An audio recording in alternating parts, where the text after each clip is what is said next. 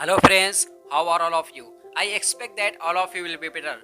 तो आज मैं जिस टॉपिक पर बात करने जा रहा हूँ वो है बैकलॉग। और ये एक ऐसी प्रॉब्लम है जो हर एक ऑनलाइन स्टूडेंट के साथ होती है। तो चलिए जानते हैं कि आखिर इस प्रॉब्लम का सलूशन क्या है, कैसे मैंने अपने बैकलॉग को कंप्लीट किया। तो कहानी कुछ यूँ स्टार्ट होती है कि जब मैं क्लास 11th में इंटर हुआ तो उस वक्त एक अलग ही लेवल का कॉन्फिडेंस था, एक अलग ही लेवल का जोश था। सारे लाइव लेक्चर को टाइम पर लेना, डीपीपी का सॉल्व करना और एनसीईआरटी की एक एक लाइन को पढ़ पढ़ करके उसको अंडरलाइन करना और इसी तरीके से अदर साइड बुक को ला करके उससे रिलेटेड क्वेश्चन को सॉल्व करना। गोया कि कुछ यूं फील होने लगा था कि नीट को तो बड़ी आसानी से फोड़ देंगे। लेकिन 1.5 महीने के बाद मैं ऐसा डिस्ट्रैक्ट हुआ कि जिसकी एक्सपेक्टेशन मैं खुद अपने आप से नहीं कर सकता था।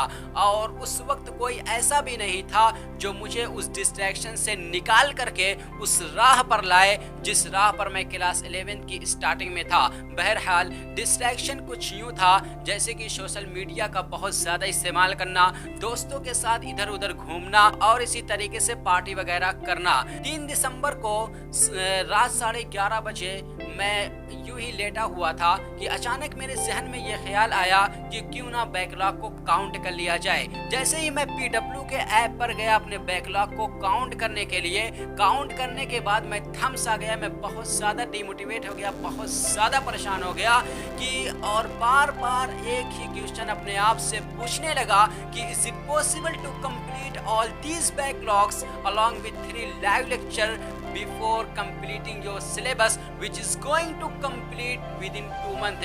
क्या ये आसान है, क्या ये मुमकिन है कि इतने सारे बैकलॉग को 3 लाइव लेक्चर के साथ कंप्लीट करना और 2 महीने के बाद तुम्हारा सिलेबस भी कंप्लीट होने जा रहा है?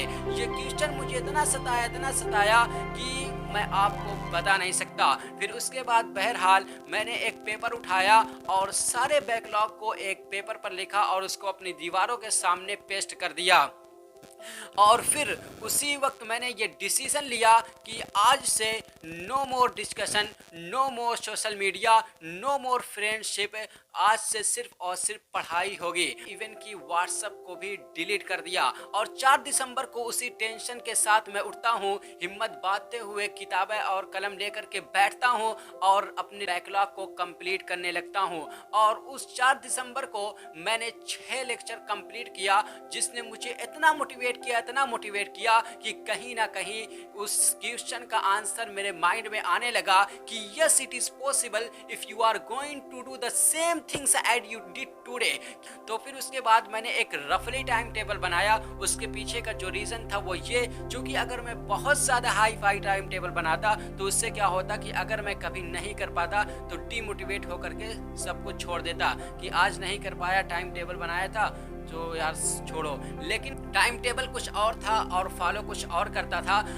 जो मेरी रूटीन थी, जो मेरा शेड्यूल था वो ये कि मैं सुबह सवेरे उठ जाता था। फजर की नमाज़ पढ़ने के बाद मेरी माँ जब तक मेरे लिए चाय लाती थी उस वक्त मैं एक बैकलॉग कंप्लीट कर लेता था। फिर उसके बाद मैं चाय पी करके अपने दोस्त के साथ बाहर टहलने के लिए निकल जाता था। फिर उसके बाद नाश्ता वगैरह करके मैं पढ़ने बैठ जाता था 9 बजे। फिर 9 बजे से पढ़ता था लगातार 1 बजे। फिर उसके बाद मैं लंच करके नमाज़ पढ़ के फिर उसके बाद अपने दोस्त के साथ टहलने निकल जाता था। फिर उसके बाद 2 बजे या 2:30 बजे मैं पढ़ने बैठता था और 4 बजे क्लास स्टार्ट होने से पहले मैं एक बैकलॉग को कंप्लीट कर लेता था।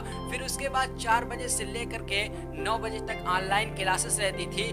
लेकिन बीच में असर, मगरिब और इशा की नमाज की वजह से मेरी जो क्लासेस चलती थी वो 10 बजे तक चलती थी, क्योंकि मैं लाइव लेक्चर छोड़ करके नमाज़ पढ़ने चला जाता था। फिर जब मैं अपनी ऑनलाइन क्लासेस को 10 बजे तक कंप्लीट कर लेता तो उसके बाद मैं 10 से लेकर के 11 बजे तक आराम करता था। फिर उसके बाद 11 बजे से फिर पढ़ने बैठता था और 12:30 बजे तक मैं एक बैकलॉग को और कंप्लीट कर लेता था।